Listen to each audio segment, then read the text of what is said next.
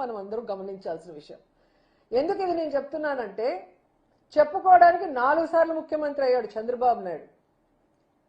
ఈ నగరి నియోజకవర్గంలో చంద్రబాబు నాయుడు హయాంలో ఉన్న ఏ ఎమ్మెల్యే కూడా వాళ్ళ అధికారంలో ఉన్నప్పుడు ఇక్కడ ఎమ్మెల్యేగా ఉన్న అపోజిషన్లో ఉన్న బాను గాని వాళ్ళ నాన్న గాని ఈ నియోజకవర్గానికి చేసింది శూన్యం. నగరి విషయానికే ఎత్తుకోండి. నగరికి కావాల్సిన అర్బన్ హెల్త్ సెంటర్లు మొన్నటి వరకు రెంటెడ్లో ఉన్నాయి, జగనన్న హయాంలో మేం కట్టినవి. డయాలసిస్ సెంటర్ జగనన్న ఆశీస్సులతో మేం కట్టినవి. పార్క్ మేం కట్టినది. ఎలక్ట్రిక్ క్రిమినేషన్ సెంటర్ మేం కట్టినది. టెంపుల్స్ మేం కట్టినది. పాలిటెక్నిక్ కాలేజ్ పుత్తూరులో మేం కట్టినది. షాదీ మహల్ మేం కట్టినది. టీటీడీ ద్వారా వడమాలపేటలో కళ్యాణ మండపం కట్టాము. ఇప్పుడు నగరి రూరల్లో బుగ్గాగ్రహారం దగ్గర మేమే కట్టాము. నిండ్రలో టెంపుల్ కట్టాము. సబ్ స్టేషన్లో ఐటీ కాలేజ్ కట్టినాం. ఇలా చెప్పుకుంటూ పోతే చెప్పడానికి కొన్ని వందలు ఉన్నాయి. రైతు భరోసా కేంద్రాలు, సచివాలయాలు, అర్బన్ హెల్త్ సెంటర్లు అన్నీ కూడా చెప్పుకోవడానికి, విలేజ్ క్లినిక్లతో సహా రోడ్లు, డ్రైన్లు, పేదవాడికి ఇళ్లతో సహా ఇవి మేము చేశామని గర్వంగా చెప్పడానికి, చూపించడానికి ఉన్నాయి. కానీ 4 సార్లు ముఖ్యమంత్రి అయిన చంద్రబాబు నాయుడు ఈ జిల్లాలో పుట్టి కూడా ఈ నగరి నియోజకవర్గానికి చెప్పుకోవడానికి చేసింది ఏమీ లేదు. ఎంత సిగ్గుచేటో ఒకసారి మీ అందరూ కూడా ఆలోచించండి. అండ్ ఈరోజు ముఖ్యంగా చింతపట్టణంలో మీటింగ్ పెట్టాలనుకున్నారు చంద్రబాబు నాయుడుతో. గత 3-4 రోజులుగా కలెక్టర్ గారు ఆ ప్రాంతంలో తిరిగితే జనాల మధ్యలో వచ్చిన వ్యతిరేకత చూసి పారిపోయారు కలెక్టర్ గారు. ఎందుకంటే ప్రతి ఎన్నికల ముందు వస్తారు చంద్రబాబు నాయుడు, మీకు ఖచ్చితంగా ఈ టెక్స్టైల్ పార్కు, చేనేత కార్మికులు ఎక్కువగా ఉన్నారు కాబట్టి టెక్స్టైల్ పార్క్ కట్టిస్తానంటాడు. ఎలక్షన్ అయిపోయాక మళ్ళీ పంగనామాలు పెడతాడు. మొన్న ఎలక్షన్లో ఇదే చెప్పి చేయలేదు కాబట్టి అందరూ కలెక్టర్ని నిలదీశారు. అలాగే ఎన్నికల్లో మీటింగ్లకు వచ్చిన ప్రతిసారి ఇక్కడున్న పవర్ లూమ్స్ వాళ్ళకి 500 యూనిట్ల ఫ్రీ పవర్ ఇస్తామని చెప్పి వాగ్దానం చేస్తాడు. మొన్న అయితే ఏకంగా జియోనే చేశారు. ఇక్కడున్న మా అమాయకులైన చేనేత కార్మికులు అసలు సంబరపడిపోయి పాలాభిషేకాలు చేసేసి మీటింగ్లు పెట్టేసి, ఇక్కడ ఒక పనికిమాలిన ఎమ్మెల్యే ఉన్నాడు, ఏ పని చేయడు, మనుషులకి కనిపించడు, ఫోన్లు ఎత్తాడు, వాడిని కూడా పొగడేశారు. మాకు ఆశ్చర్యం వేసింది, ఇది ఎలా సాధ్యం? జగనన్న చేయలేదు, నేను ఎలా చేస్తాడు? కొన్ని లక్షల రూపాయలు ఈరోజు పిల్లల చదువు కోసం కానీ, ఆరోగ్యం కోసం కానీ, వాళ్ళకి పక్కా ఇళ్ల కోసం కానీ ఇంత చేసిన వ్యక్తి చేనేత కార్మికులు కోవిడ్ లో కూడా స్కూల్ యూనిఫామ్స్ తో దాదాపుగా 10 కోట్ల రూపాయలకు పైగా వాళ్ళకి డబ్బులు వచ్చే విధంగా యూనిఫామ్ల ఆర్డర్లు ఇచ్చారు. నేతన్న నేస్తం ఇచ్చారు. రాజశేఖర రెడ్డి గారు అయితే ఏకంగా ఇక్కడున్న వాటర్ పొల్యూట్ కాకుండా ఈటీపీ ప్లాంట్ ఇచ్చి ఇక్కడున్న వాళ్ళని కాపాడితే అన్నిటినీ నాశనం చేసేసిన వీళ్ళు. ముద్దుకృష్ణ నాయుడు నాశనం చేశాడు. మున్సిపాలిటీయే లేకుండా చేస్తా మేము అధికారంలో వస్తే, మీరు పన్నులు కట్టొద్దండి అని చెప్పి అందరినీ చెడగొట్టాడు. ఈటీపీ ప్లాంట్ కనెక్షన్ ఇవ్వద్దండి, అసలు కట్టాల్సిన అవసరం లేదు అని చెప్పి చెడగొట్టాడు. అధికారంలోకి 2014లో వచ్చినా ఇంతవరకు మున్సిపాలిటీ క్యాన్సిల్ అవ్వలేదు. ఈటీపీ ప్లాంట్ లో కనెక్షన్ ఇవ్వకపోవటం వల్ల ఈరోజు ఎక్కడ బోర్లు వేసినా రంగు నీళ్లతో, కెమికల్ నీళ్లతో ప్రతి ఒక్కరికి స్కిన్ డిసీజ్ వస్తూ, ప్రతి ఒక్కరికి కిడ్నీల ప్రాబ్లం వచ్చి డయాలసిస్ కోసం పరుగులు తీసే పరిస్థితి. ముద్దుకృష్ణ నాయుడు ఆయన కొడుకు ఉన్న అతను ఎమ్మెల్యేగా నాశనం చేసేసి ఈరోజు ఏదో ఆయన పుట్టినప్పటి నుంచి పార్టీకి వచ్చినప్పటి నుంచి ప్రజల కోసమే పనిచేశాడు, ప్రజల కోసమే బతికాడని చెప్పి సిగ్గు లేకుండా అబద్ధాలు చెప్తుంటే నగిరి ప్రజలు అలా ఆశ్చర్యపోయి చూస్తున్నారు. ఏంట్రా ఇంత సిగ్గు లేకుండా, కన్నార్పకుండా ఎలా వీళ్ళిన్ని అబద్ధాలు చెప్పగలరు అనేసి. చాలా బాధాకరం ఏంటంటే, అసలు చిత్తూరు జిల్లాలో పుట్టిన చంద్రబాబు నాయుడు చిత్తూరు జిల్లాకి ఏం చేయలేదు. ఈరోజు నగిరి నియోజకవర్గాన్ని ఎందుకు ఎంచుకొని వచ్చాడో నాకు తెలీదు. ఇక్కడ చెరుకు రైతులు ఎక్కువగా ఉంటారు. ఏ విధంగా షుగర్ ఫ్యాక్టరీలు మూసేసి తన బినామీలకి అప్పచెప్పడం కోసం చెరుకు రైతుల్ని సర్వనాశనం చేశాడో మనం అందరం చూసాం.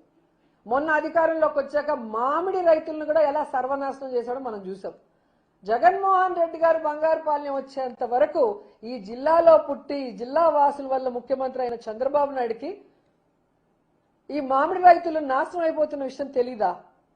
జగనన్న వస్తున్నాడంటే అప్పుడు అఫీషియల్స్ తో మీటింగ్ పెట్టుకొని అడావిడిగా అమౌంట్ అనౌన్స్ చేశారు.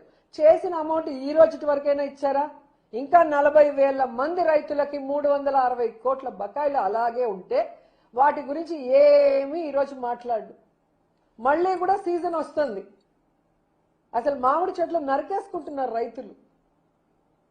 ఈయన ఉన్నంత వరకు మనకి ఏ ఉపయోగం లేదు. మనం పెట్టిన నీళ్ళకి మోటార్ వేసిన కరెంటు ఖర్చు కానీ ఆ ఎరువుల ఖర్చు కానీ లేదా ఆ మందుల ఖర్చు కూడా రావట్లేదని చెప్పి ఇంతకన్నా సిగ్గుచేటు ఉందా చంద్రబాబు నాయుడుకి? ఇక మీరు చూస్తే ప్రతి మీటింగ్ లో చెప్తాడు సూపర్ 6 సూపర్ హిట్ అని. ఇది ఎన్నిసార్లు అయినా కూడా ఎంత సౌండ్ గా చెప్తాడో అబద్ధాన్ని. నేను సూటిగా చంద్రబాబు నాయుడుని అడుగుతున్నా, మీరు సూపర్ 6 అన్నారు, ఆ సూపర్ 6 లో మొదటిది ఏంటి? ప్రతి నిరుద్యోగికి ఉద్యోగం ఇస్తాము లేదా 3,000 నిరుద్యోగ భృతి ఇస్తామన్నారు. ఈరోజు 19 నెలలకి ఎంత అయింది? దాదాపుగా 45,000 రూపాయలు ఒక్కొక్క నిరుద్యోగికి మీరు ఇవ్వాలి. వాళ్ళకి పంగనామాలు పెట్టినట్టే కదా. మరి సూపర్ 6 లో ఫస్ట్ ఇదే సూపర్ ఫ్లాప్, మరి ఎట్లా సూపర్ హిట్ అని మీరు చెప్తారు? ఇక రెండోది 2 కోట్ల మంది మహిళలకి ఆడబిడ్డ నిధి. ఇంట్లో ఎంతమంది 18 ఏళ్ల పైన వాళ్ళు ఉంటే అంతమందికి 1,500 ఇస్తా అన్నారు.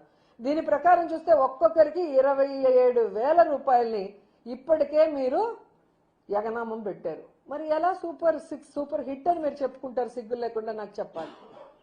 ఇక మూడోది ప్రతి పిల్లాడి తల్లికి వందనం 17,000 యగనామం పెట్టారు. నేను 17,000 అని ఇంకా ఎక్కువే చెప్తాను, ఎందుకంటే ఒక బిడ్డ ఉంటే 15,000 ఇస్తాము, ఇద్దరుంటే 30,000 ఇస్తాము, ముగ్గురుంటే 40,000 ఇస్తాము, నలుగురుంటే ఎంతమంది ఉంటే అంత అన్న మాట్లాడిన మీరు ఒక్క బిడ్డకి జగన్మోహన్ రెడ్డి గారు దాదాపుగా 80 లక్షల మంది తల్లులకు ఇస్తుంటే దాదాపుగా 30 లక్షల పైగా తల్లులకి ఏకంగా పంగనామం పెట్టారు ఇవ్వకుండా. ఇచ్చిన 50 లక్షల మంది తల్లుల్లో ఒక బిడ్డకు గాను ఒకరికి 7,000, ఒకరికి 8,000, ఒకరికి 10,000 అందరికీ యగనామాలు కోతలే పెట్టారు. మరి ఎలా సూపర్ 6 లో సూపర్ హిట్ అని చెప్తారు? 3 సూపర్ ఫ్లాప్. ఇక నాలుగోది రైతుకి ఏడాదికి 20,000 రైతు భరోసా ఇస్తాను. మొదటి సంవత్సరం 20,000, రెండవ సంవత్సరం 20,000. నువ్వు ఇచ్చిందంత 10,000 ఇచ్చి 30,000 పంగనామం పెట్టావు, అవునా కాదా? అలాగే మీరు ఇంతకుముందు చెప్పిన ఆడబిడ్డ అనేది ఫస్ట్ ఇయర్ అయితే మొత్తానికి 80 లక్షల మంది తల్లులకి పంగనామం పెట్టావు, 3-4 బిడ్డలకు కాదు, ఒక బిడ్డకే నువ్వు పంగనామం పెట్టావు. మరి ఏ విధంగా సూపర్ హిట్ చెప్తావు నాకు అర్థం కాదు. ఈరోజు గ్యాస్ సిలిండర్లు 51 లక్షల మంది మహిళలకి ఇస్తామని వాళ్ళకి పంగనామం పెట్టావు. మనకి 16 రకాల ఆర్టీసీ బస్సుల సర్వీసులు ఉంటే 11 రకాల ఆర్టీసీ బస్సులకి శ్రీశక్తి పథకాన్ని యగనామం పెట్టేశాం. అంటే ఆడవాళ్ళు లేదు, నిరుద్యోగులు లేదు, రైతులు లేదు, చిన్న బిడ్డలు లేదు, చిన్న బిడ్డ నుంచి పెద్దవాళ్ళ వరకు అందరికీ యగనామాలు పెట్టడమే నీ పని. మళ్ళీ సిగ్గు లేకుండా సూపర్ 6 సూపర్ హిట్ అంటావు. అన్ని సూపర్ ఫ్లాప్. ఎక్కడ సూపర్ హిట్ నువ్వు చేసావో ఒకసారి నాకు చెప్పాల్సిన అవసరం ఉంది. అండ్ ఈ రోజు నగిరికి మళ్ళీ వద్దాం. నగిరిలో ఆయన మాట్లాడిన మాటలు చూస్తుంటే అసలు రక్తం మరిగిపోతుంది నాకు. ఎందుకంటే మొన్న ఎన్నికల్లో మీరు చూశారు, భూముల రీసర్వేని భూతద్దంలో చూపించి దానికి విషాన్ని జోడించి మీ భూముల్ని జగన్మోహన్ రెడ్డి గారు కాజేస్తారు అని చెప్పి ఎంత విష ప్రచారం చేశారో మనం అందరం కూడా గమనించాం. ఈ రోజు అదే భూ సర్వే మేము చేస్తున్నామని గొప్పగా చెప్పుకుంటున్నారు. మొన్న జగన్మోహన్ రెడ్డి గారు పెట్టిన ప్రెస్ మీట్ లో ఆయన అడిగిన ప్రశ్నలకి సమాధానం చెప్పడానికి చంద్రబాబు నాయుడుకి చేత కాలేదు. కానీ ఈరోజు సేమ్ ఎట్లాగైతే ఎన్నికల ముందు జగనన్న మీద బురద జల్లారో విషం జల్లారో అదే పాతక చింతకాయ పచ్చడి నగిరిలో కూడా ఈరోజు మాట్లాడారు. ఆయనకు సూటిగా నేను అడుగుతున్నాను, ఈరోజు జగనన్న చేసిన రీసర్వే వలన మీ ప్రభుత్వానికి 400 కోట్ల రాయితీలు వచ్చింది నిజం కాదా? ఈరోజు జగనన్న తెచ్చిన టెక్నాలజీతోనే ఇప్పుడు కూడా మీరు రీసర్వే చేస్తున్నారు, అది నిజం కాదా? ఈరోజు జగనన్న ఇచ్చిన క్యూఆర్ కోడ్ పాస్ పుస్తకాలనే మీరు మళ్ళీ తీసుకొని వాటికి అట్టలు మార్చి కాపీ కట్ లాగా నువ్వు దాన్ని ఇస్తున్నది నిజం కాదా అని అడుగుతున్నా. అలాగే ఈరోజు చూస్తే చంద్రబాబు నాయుడు తెలుసుకోవాల్సింది, జగనన్న ఏదైతే తీసుకొచ్చాడో 70కు పైగా కంటిన్యూస్లీ ఆపరేటింగ్ రెఫరెన్స్ స్టేషన్స్, అలాగే 3640 global navigation satellite system receivers, 2 విమానాలు, 4 హెలికాప్టర్లు, 200కు పైగా హై అండ్ డ్రోన్స్, వీటన్నిటినీ మీకు దమ్ము ధైర్యం ఉంటే వెంటనే తొలగించేస్తారని అడుగుతున్నా. ఏం చంద్రబాబు నాయుడు గారు తొలగించేస్తారా? అండ్ ఈరోజు అంతేకాకుండా మా ప్రభుత్వంలో చేసిన మ్యాప్స్ అన్నిటిని కూడా నిలిపేయాలి. నిలిపేస్తారా? అలాగే నేను ఆయన్ని సూటిగా ఒకటే అడుగుతున్నా, మేం తప్పు చేశాం, జగనన్న తప్పు చేశాడు ఈ రీసర్వే, భూముల రీసర్వే విషయంలో అంటున్నారు కదా, మరి అది తప్పైనప్పుడు దాన్ని ఎందుకు కంటిన్యూ చేస్తున్నారు, దాన్ని ఎందుకు ఆపేయలేదు అని అడుగుతున్నా. ఈరోజు మేము ఫోటో వేస్తే అదేదో పెద్ద బూత్ అన్నట్టు, ఇది తప్ప ఏమి చేత కాదన్న నువ్వు ఈరోజు ఆ బుక్కుల్ని తీసుకొని మళ్ళీ నీ ఫోటోలు ఎందుకు వేసుకుంటున్నావు? దీంట్లో ఆలోచన నీది కాదు. ఇప్పుడు నేను చెప్పిన సిస్టమ్స్ ఏవి నువ్వు తీసుకురాలేదు. రీసర్వే చేసింది నువ్వు కాదు, అన్ని జగనన్న చేసి పెట్టిన తర్వాత నీకు సిగ్గు లేదా నీ ఫోటో వేసుకోవడానికి అని అడుగుతున్నా. అంటే ఫోటోల గురించి నువ్వు మాట్లాడుతున్నావు, మరుగుదొడ్ల మీద కూడా ఫోటోలు వేసుకునే వాళ్ళు మీరు, అప్పడాల మీద ఫోటోలు వేసుకునే వాళ్ళు మీరు, మిషన్ల మీద సైకిళ్ళ మీద ఫోటోలు వేసుకునే వాళ్ళు మీరు. మీరు జగనన్న గురించి మాట్లాడుతూ అంటే చాలా హాస్యాస్పదంగా ఉంది.